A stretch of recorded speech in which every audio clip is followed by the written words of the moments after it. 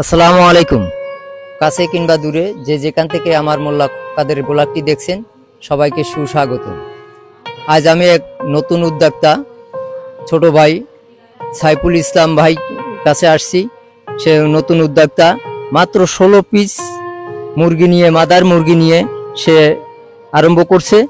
তার এখন প্রতিদিন 5-7 পিস করে ডিম পায় এবং ডিম সে 100 পিস ডিম অলরেডি ফুটিয়েছে।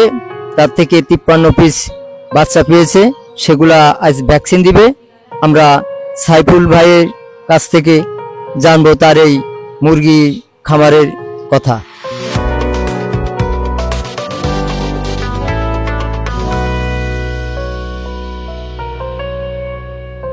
আসসালামু আলাইকুম।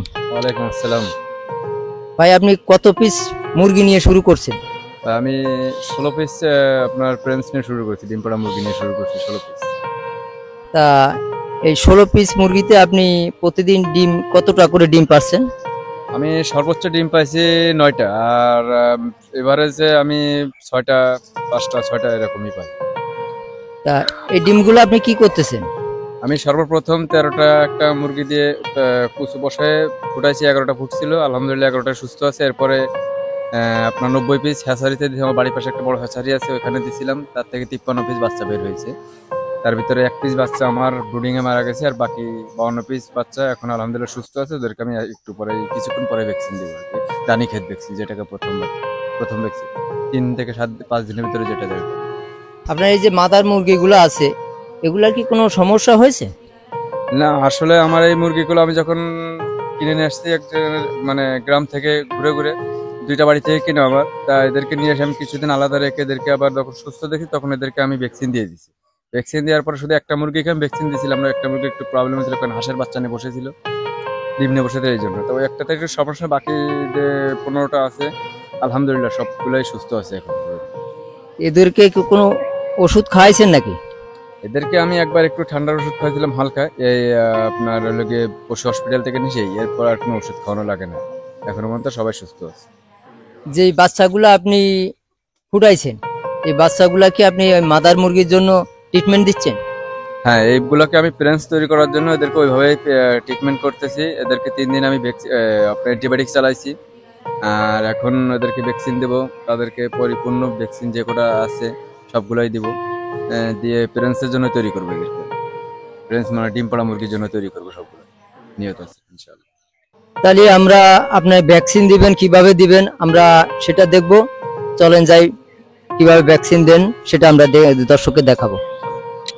আমরা ছোট ভাই সাইফুল ইসলাম ভাইয়ের কাছ থেকে দেখব যে সে দেশি মুরগির বাচ্চাকে কিভাবে ভ্যাকসিন দেয় এবং ভ্যাকসিনটা কিভাবে মিক্স করে সেই সম্বন্ধে জানবো, এবং সে দেখাবে আমাদেরকে কিভাবে সে ভ্যাকসিনটা মিক্সিং করতেছে। সাইফুল ভাই। জি, আমি এখন এই যে রানীক্ষেত বলে যেটা, এটা 3 দিন থেকে 5 দিনের ভিতরে দিতে হয়। এখন আমার এই 52 পিস বাচ্চাকে আমি এটা দিব। হ্যাঁ, এরপরে আবার ইনশাল্লাহ আল্লাহ বাচ্চা রাখলে 7 দিন 21 দিন পর আবার দ্বিতীয় ভ্যাকসিন দিব। তখন ওটা পরবর্তী আবার ইনশাল্লাহ ওটাও আপনাদেরকে দেখাই দেবো ইনশাল্লাহ। এখন আমি এটাকে মিক্সড করব। আচ্ছা, দেখান আমাদেরকে, দর্শকদেরকে দেখান যে কিভাবে আপনি মিক্সিং করতেছেন।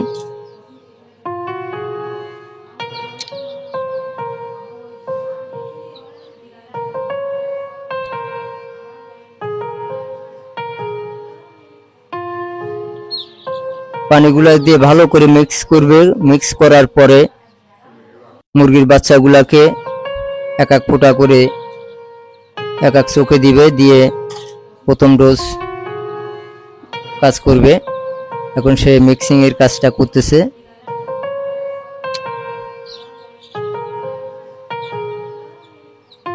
সাইফুল ভাই আমাদের নিকটতম পশু হসপিটালে সঙ্গে যোগাযোগ করে কিভাবে ভ্যাকসিনটা দিতে হবে সেটা সে ডাক্তারদের সঙ্গে আলোচনা করে আসছে, এবং কিভাবে মিক্স করতে হবে সেভাবে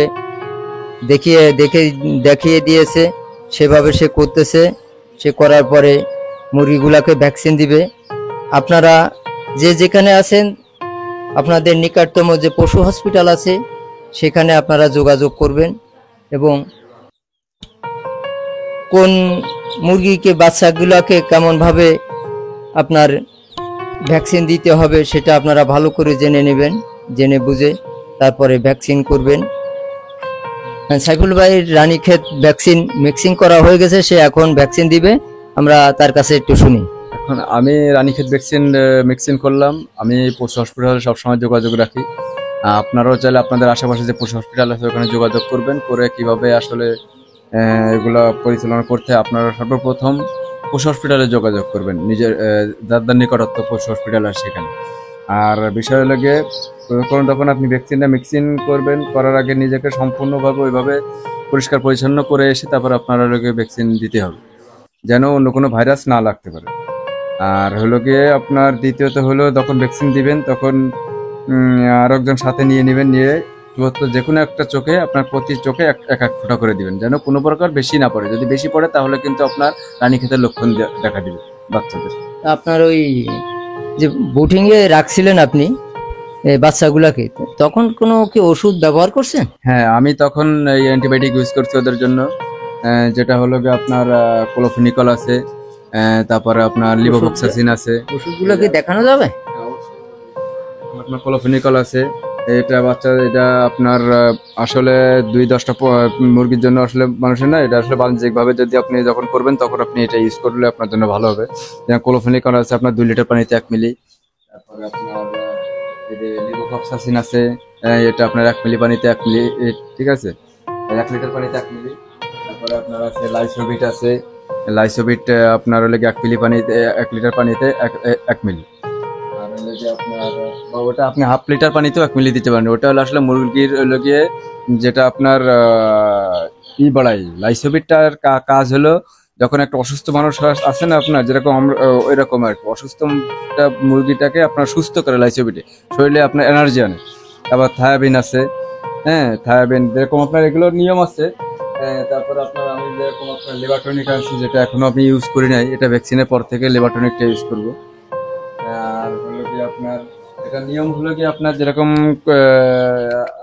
তারপরে পানির পিএস, যেটা আপনার অতি জরুরি, যেটা আপনার সবসময় 12 মাসে চলতে থাকবে মুরগির জন্য, যে কোনো একবেলা। যেন পানি পিএসটা আপনার প্রতি 8 ঘন্টা করে আপনি চালাইতে পারবেন। এটা সব সময়ের জন্য আপনি এটা চালাইতে হবে পানির পিএসটা। যখন আপনি পানির পিএসটা চালাবেন, যে হলো একটা মুরগি লিটার খেয়ে ফেললো, তখন ওটার কিন্তু পেটের সমস্যা হইতেই পারে, স্বাভাবিক। তখন এই পানির পিএসটা দেওয়ার কারণে আপনার ওই প্রবলেমটা দেখা দেবে না। এই জন্য আপনার পানির পিএসটা সবসময় চালাইতে হবে। আর যেটা প্রথম কথা হলো যে আপনার এটা ক্লোফেনিকল আছে, আপনার এটা ক্লোফেনিকল, তারপর আপনার লিভোফ্লক্সাসিন আর পানির পিএস। এইটা আপনি সকালে আপনি যখন গুলাবেন আপনি এটা 4 ঘন্টা চালাবেন। এরপরে দুপুরবেলা আপনি চালাবেন কি, দুপুরবেলা লাইসোবিট চালাবেন, আর হলো গিয়ে আপনার পানির পিএস, এটা আপনি 2 ঘন্টা চালাবেন, এরপর ফেলে দিবেন।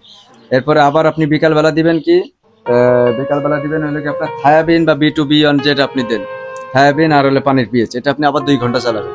এরপরে সন্ধ্যায় আপনি দেবেন হলো গিয়ে আবার সেই ক্লোফেনিকল আর হলো গিয়ে আপনার হলো গিয়ে লিভোফ্লক্সাসিন, এটা আবার 4 ঘন্টা চালানোর পর এরপর রাতে আপনি সাদা পানি দিয়ে দেবেন সবসময়। আমি এভাবেই করছি, আলহামদুলিল্লাহ আমার বাচ্চাগুলো দেখেন খুবই ওরা সুস্থ আছে, চঞ্চল আছে। হ্যাঁ, এখন বাকি আল্লাহ পাক যেভাবে নেয় এটাই আর কি। তা আপনি যে এত অল্প মুরগির জন্য এত ওষুধ ব্যবহার করতেছেন, কারণটা কি? না, কারণ না, আমার তো মনে করেন প্যারেন্টস গুলো আছে, ওরা তো ডিম দিচ্ছে, ওদেরকে আবার মেশিনে বসা, আবার এই ওষুধ আসলে তো আমি তো বাণিজ্যিক ভাবে শুরু করেছি। হ্যাঁ, তা আমার এই ওষুধ তো আসলে নষ্ট হচ্ছে না। আমার এই ওষুধ মিনিমাম 4 থেকে 5 মাস আমি চালাইতে পারবো এগুলাকে। সামনে ডিম তো আরো বসাবো, প্লাস আজকেও আমার আরো 50 পিস বাচ্চা আসবে ইনশাল্লাহ।